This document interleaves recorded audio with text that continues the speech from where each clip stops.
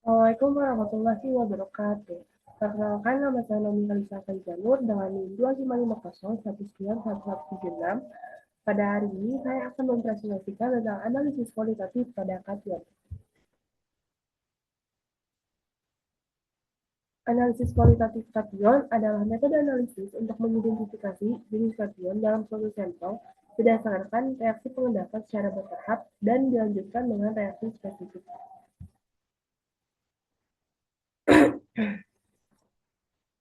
Nah, tujuan dari reaksi spesifik ini untuk menentukan kation yang berada dalam sampel tersebut. Dan metode ini banyak digunakan dalam analisis laboratorium karena mampu membedakan berbagai jenis kation berdasarkan sifat kelarutan pada sampelnya, pada sampel kation tersebut.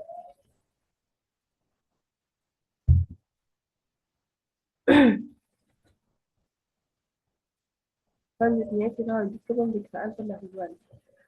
Pada metode analisis kualitatif, kita sebelum melakukan pengujian yang pertama kali dilakukan adalah pemeriksaan pendahuluan dengan meliputi pertama organoleptik seperti rasa pada sampel, bentuk pada sampel, warna pada sampel, dan bau pada sampel. Yang kedua ada pemanasan dalam tabung uji.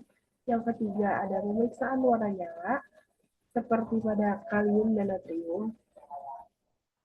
Pada kalium dia akan merubah warna api menjadi warna ungu dan pada natrium akan berubah menjadi kuning. Yang keempat ada reduksi pada blok arang, dan kelima ada reaksi manis borak.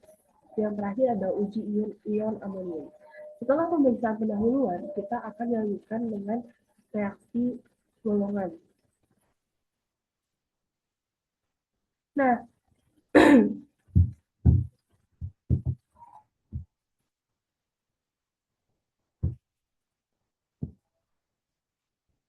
Nah, prinsip analisis kation ini didasarkan pada perbedaan kelarutan garam terhadap reaksi tertentu. Karena itu, kation dibagi menjadi 5 golongan. Dari setiap golongannya dipisahkan lagi menggunakan reaksi tertentu dan kemudian dilanjutkan dengan uji spesifik agar identifikasi menjadi lebih akurat.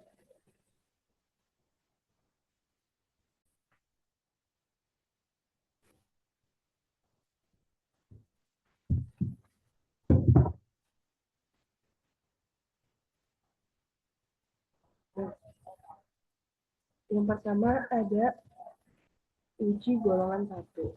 Dengan kation pada golongan 1 ini ada Ag, Pb, Hg2. Nah, ketika kita mendapatkan sampel dan sampel direaksikan dengan HCl dalam suasana asam, itu akan menggunakan kation AgCl, PbCl, HgCl dengan endapan warna putih. Ketika pada golongan 1 direaksikan dengan HCl dalam suasana asam terjadi pengendapan, maka kemungkinannya adalah kation-kation yang ada pada golongan pertama. Jika terjadi reaksi, kita lanjutkan kepada reaksi spesifik. Yang pertama ada dengan penambahan NH3-encer. Ketika kita menambahkan NH3-encer, dia akan larut kembali si endapan putihnya, dan ketika ditambahkan HNO3, dia akan terjadi endapan putih lagi, dan kemungkinannya itu adalah kation dari Ag+. Selanjutnya, jika di percobaan pertama tidak terjadi reaksi apa-apa, kita lanjutkan ke uji spesifik kedua, yaitu dengan penambahan Ki. Jika ditambahkan Ki, dia akan berubah menjadi warna kuning, kemungkinan itu adalah kation Pb dan menjadi reaksi PbL juga. Namun, ketika pada penambahan Ki juga tidak terjadi reaksi apa-apa, kita uji selanjutnya ada penambahan NH3. Dengan penambahan NH3 ini dan berubah menjadi hitam, kemungkinan besarnya adalah kation Hg2+. Nah, selanjutnya ke golongan kedua. Jika pada golongan pertama tidak terjadi reaksi apa-apa, seperti misalnya ditambahkan HCl, dia tetap bening, tetap jernih, berarti tidak ada kation pada golongan pertama. Kemungkinannya mungkin ada di golongan selanjutnya. Nah, pada golongan kedua ini, jika tidak ada di golongan pertama, kemungkinannya ada Cu2, CD2, Di3, Hg2, dan As. dan lain sebagainya. Banyak sekali kation pada golongan 2 ini. Nah, sampel ini direaksikan dengan H2S dalam suasana asam dengan penambahan HCl akan terjadi pengendapan kation sulfida superlarut seperti CuS, CDS, SNS, dan lain sebagainya.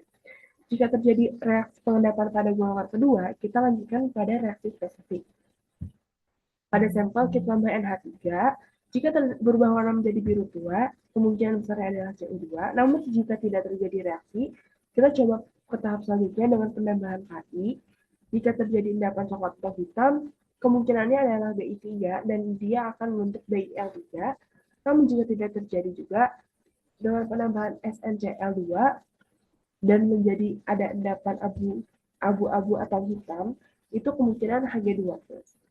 Nah, jika pada golongan kedua ini, pada reaksian golongan 2 ini tidak terjadi reaksi apa-apa, kita lanjut ke golongan ketiga.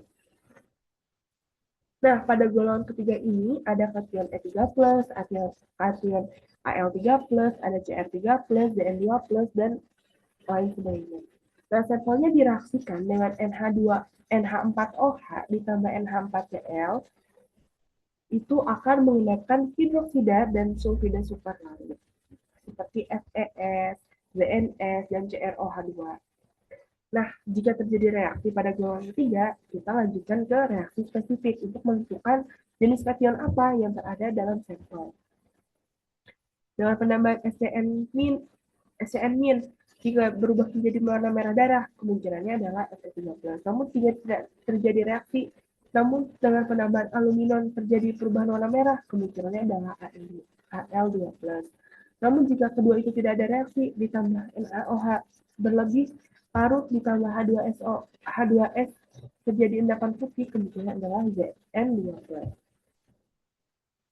Nah, selanjutnya jika tidak terjadi reaksi pada golongan 1, 2, 3, kita lanjut ke golongan keempat. Kemungkinannya adalah kation Ba2, SR2, atau Ca2. Nah, sampel ini direaksikan dengan NH42, CO3 dalam suasana basah dengan penambahan NH4OH. Nah, pada reaksi ini akan mengendapkan karbonat yang superlarut seperti BaCO3, SrCO3, CaCO3. Dengan jika ada reaksi, kita lanjut ke reaksi spesifik dengan penambahan K2CrO4 dan yang akan jika terjadi endapan warna kuning itu berarti kation Be yang menjadi BaCrO4. Jika tidak terjadi reaksi, namun pada selanjutnya kita coba dengan penambahan NH42SO4 terjadi endapan warna putih. Kemungkinannya adalah Sf2+ yang bereaksi menjadi SrSO4. Namun jika kedua itu tidak terjadi reaksi, namun dengan penambahan NH42C2O4 terjadi reaksi, kemungkinannya adalah kation Ca2+ yang bereaksi menjadi Ca2O4 dengan endapan berwarna putih. Namun ketika pada reaksi golongan 1 sampai 4 itu tidak terjadi reaksi apa-apa, mungkin sampel yang kita dapat adalah sampel dari golongan 5. Nah, sampel pada golongan 5 ada Na, ada K, ada Mg2, ada NH4. Nah, biasanya kation pada sampel ini nggak mengendap sampai uji golongan tahap 4. Nah, kation ini ditentukan oleh langsung ke reaksi spesifik masing-masing. Misalnya, pada uji nyala di uji pendahuluan, ada perubahan warna pada api menjadi kuning atau menjadi ungu. Kemungkinannya adalah Na atau K, langsung ke uji spesifik. Nah, pada uji spesifik, dengan penambahan karbonit dan dia akan berubah menjadi kuning, kemungkinannya adalah Na. Dan pada penambahan asam tartar, ada endapan putih, kemungkinannya adalah K+. Selanjutnya, pada analisis kualitatif kation juga, kita harus menerapkan green analytical chemistry dengan cara mengurangi penggunaan reagen berbahaya, menggunakan reagen-reagen yang lebih aman, menghemat energi dan sumber daya, mengurangi limbah, mendukung keberlanjutan lingkungan.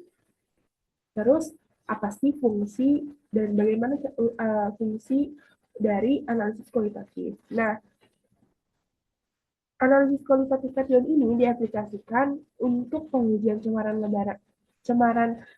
logam berat, identifikasi bahan baku farmasi, kontrol kualitas obat, dan menjamin keamanan mutu dan khasiat sediaan farmasi.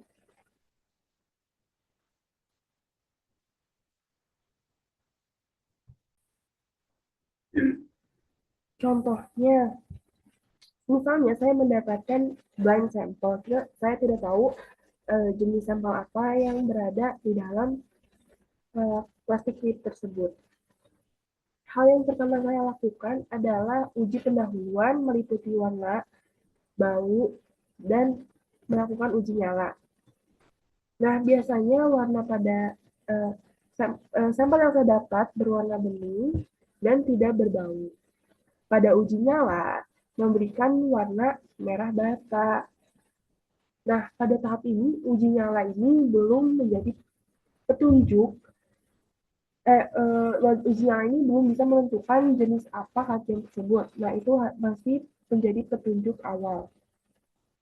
Selanjutnya saya melakukan uji golongan 1 dengan mereaksikan dengan HCl. Sampel direaksikan dengan HCl, namun tidak terjadi endapan, dan kemungkinannya sampel itu bukan Ag, Pb, atau Hg2+. Nah, selanjutnya karena bukan dari golongan 1, saya lanjut ke golongan 2 dengan direaksikan dengan gas H2F dalam suasana asam. Namun dengan reaksi ini juga tidak terjadi reaksi apa-apa. Berarti sampel bukan kation Cu, Cd, Bi, Hg maupun yang lainnya pada golongan 2. Nah, selanjutnya saya uji pada golongan 3. Nah, pada uji golongan 3, saya tambahkan NH4OH ditambah NH4Cl, tidak terbentuk endapan atau reaksi apa-apa. Jadi, saya lanjut ke uji golongan 4. Pada uji golongan 4, sampel yang saya dapat direaksikan dengan NH42CO3 dalam suasana basah. Setelah penambahan NH4OH, terjadi reaksi atau terbentuk endapan putih. Nah, karena terjadi endapan putih, kemungkinan sampel yang saya dapat adalah BA, SR, atau CA. Nah, selanjutnya saya lanjut ke reaksi spesifik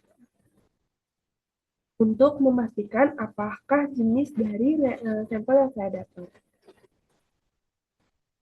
Untuk memastikan, saya menggunakan NH4-2C2O4. Terbentuk endapan warna putih dan kemungkinan sampel yang saya dapat adalah Ca2+. Seperti itu, teman-teman.